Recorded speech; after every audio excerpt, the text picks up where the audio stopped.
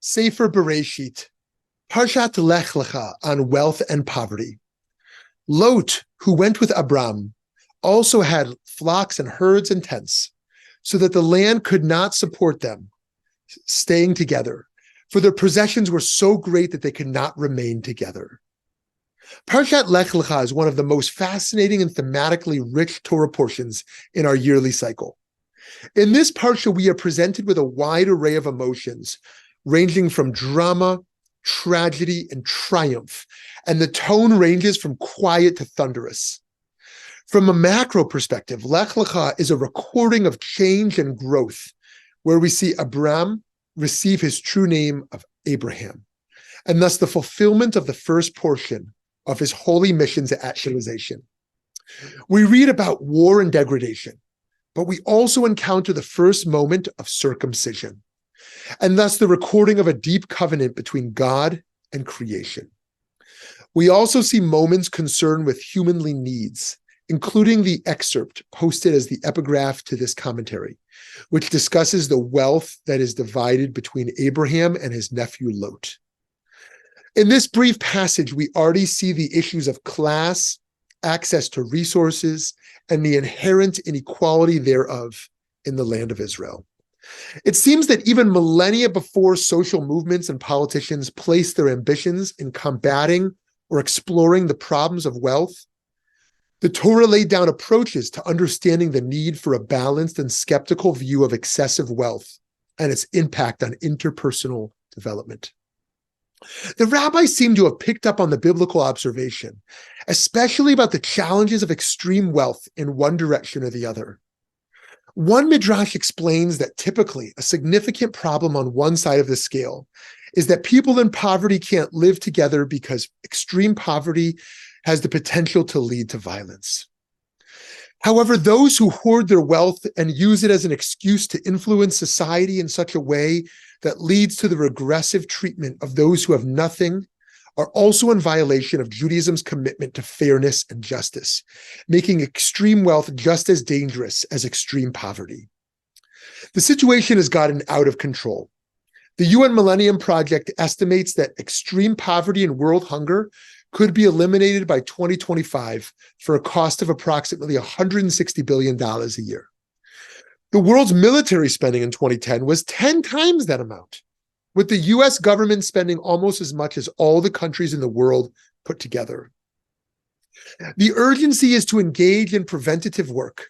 The Torah teaches, if your kinsman being in straits comes under your authority, you shall uphold him. The Midrash teaches here that if one is still standing, that another can help stay standing, but once they've fallen, it will take 5 people to lift them up. We cannot wait for individuals and families to fall into homelessness. We must ensure a safety net from preventing that from happening. Maimonides taught that the greatest charity was about preventing another from falling into poverty. Ensuring access to housing is a crucial aspect of poverty alleviation. The prophet teaches, take the poor into your homes. Sadly, though, many work full-time jobs and still can't afford the rent in that city or in an adjacent city. Due to this, poverty creates tension in families and suffering unlike any other. The rabbis taught poverty in one's home is more painful than 50 plagues. Indeed, part of creating a safe society for all is addressing the underlying root problems of poverty. Opulence often grows a sense of entitlement, which leads to corruption, which leads to an exploitation of those without access to the same resources, be they institutional, educational, or political. Consider how Egypt's prosperity factored into the devaluing of the Israelites, or how America's growth to a superpower was largely dependent on slave labor. Being charitable to remove guilt does not erase one's oppression, which enabled that charity. When one views those with less means as a transactional object toward one's personal fulfillment, then one loses his or her central values to a life of lavishness. On the other hand, Judaism does not condemn wealth. While there are serious risks that come along with wealth, that does not make the wealth, when earned with integrity, itself objectionable. But the responsible approach requires us not only to accept wealth, but to think together about our moral obligations, individually and collectively, to ensure wealth adds dignity rather than destroys spirits.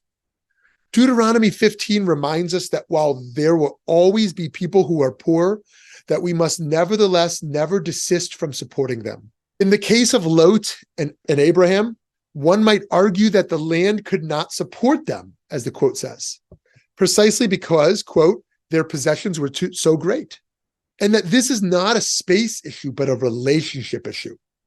This is to say, the problem was not about enough land, but how they view that land. The family can no longer remain a family due to greed and jealousy. It was precisely their relationship to wealth that made it impossible for them to dwell together. Rabbi Shimshon Raphael Hirsch suggests on this verse that there really was enough land for the two of them. However, Lot's desire for more than what was necessary led him to leave Abraham. Today, there's enough resources to support every human and every animal, and yet the exploitation and greed that is so rampant leads to global conflicts and national strife. Based on this passage and many sprinkled throughout our wisdom tradition, Judaism strongly condemns a society that tolerates extreme poverty. Rather than retreat into moral callousness by citing the markets or the job creators as vehicles of inevitable progress, our Torah portion here asks us to rise above the myopia of the next payday. Like Abraham, we can leave behind the idol worship of possessions and instead seek spiritual currency by helping others, advocating for the less fortunate, and creating an environment where all people have the opportunity to actualize their fullest selves. Shabbat Shalom, a week of peace.